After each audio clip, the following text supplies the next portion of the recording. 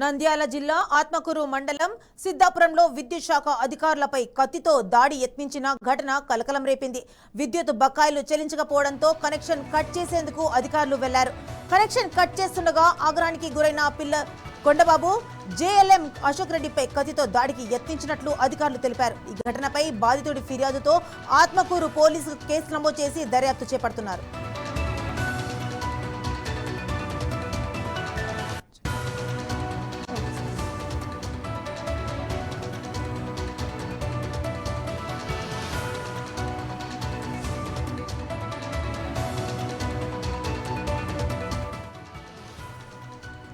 మరి దీనిపై మరిన్ని వివరాలు మా ప్రతినిధి రామాంజనేయులు గారు అందిస్తారు. రామాంజనేయులు చెప్పండి, మరి ఎవరైతే కరెంటు కట్ చేయడానికి వచ్చారో విద్యుత్ శాఖ అధికారులు మరి వారిపై కత్తితో దాడి చేశారు అనేసి అంటున్నారు.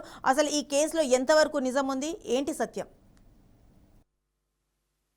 Good evening Madhavi. ఏదైతే చూడొచ్చు, నంద్యాల జిల్లా ఆత్మకూరు మండలం సిద్ధాపురంలో అయితే ఈ రోజు తీవ్ర కలకలం అయితే జరిగింది. విద్యుత్ శాఖ అధికారులపై ఒక వ్యక్తి కత్తి తీసుకొని దాడి చేయడానికి అయితే దిగినటువంటి పరిస్థితి విజువల్స్ కూడా చాలా స్పష్టంగా కనిపిస్తా ఉంది.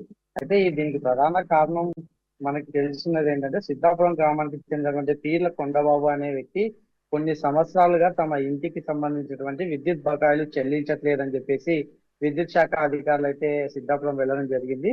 అంతేకాకుండా అక్కడికి వెళ్ళి ఎప్పటి నుంచో పెండింగ్ ఉన్నటువంటి బకాయిలను చెల్లించాలని చెప్పేసి విద్యుత్ శాఖ అధికారులు అయితే అడగడం జరిగింది. అయితే వాళ్ళు చెల్లించకపోవడంతోనే విద్యుత్ శాఖ ఉన్నటువంటి రూల్స్ ప్రకారం అక్కడ కరెంట్ పోల్ కి విద్యుత్ కనెక్షన్ తొలగించే ప్రయత్నంలో అక్కడికి వెళ్ళగా వాళ్ళపై ఒక్కసారిగా ఈ కొండబాబు వచ్చేసి కత్తి తీసుకొని దాడికి అయితే యత్నించినటువంటి విజువల్స్ కూడా చాలా స్పష్టంగా కనిపిస్తా ఉంది. అయితే ఒక్కసారిగా కూడా ప్రాణాలను అరచేతిలో పెట్టుకొని విద్యుత్ శాఖ అధికారులు అయితే దూరంగా వెళ్ళినటువంటి దృశ్యాలు కూడా చాలా స్పష్టంగా కనిపిస్తాయి. అయితే ఏదైతే విద్యుత్ శాఖ అధికారులు కేవలం తమ విధి నిర్వహణలో భాగంగానే ఏదైతే అక్కడ ఉన్నటువంటి ప్రజలు విద్యుత్ బకాయిలు చెల్లించాలని అడిగిన నేపథ్యంలో ఇలా కత్తి తీసుకొని దాడి చేయడానికి రావడంతో వాళ్ళంతా కూడా తీవ్ర ఆందోళనకైతే గురైనటువంటి పరిస్థితి. అంతేకాకుండా స్థానికులందరూ కూడా ఈ సంఘటన చూసి భయాందోళనగా గురైనటువంటి పరిస్థితి కూడా నెలకొంది. అయితే దీనికి సంబంధించి విద్యుత్ శాఖ అధికారులు అక్కడ నుంచి వెళ్లిపోయి ఆత్మకూరు పోలీస్ స్టేషన్ లో అయితే అతనిపై అయితే ఫిర్యాదు చేశారు. ప్రస్తుతం అయితే ఆత్మకూరు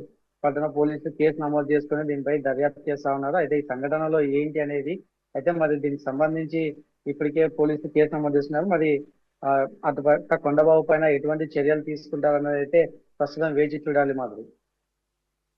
రామాంజనేయులు.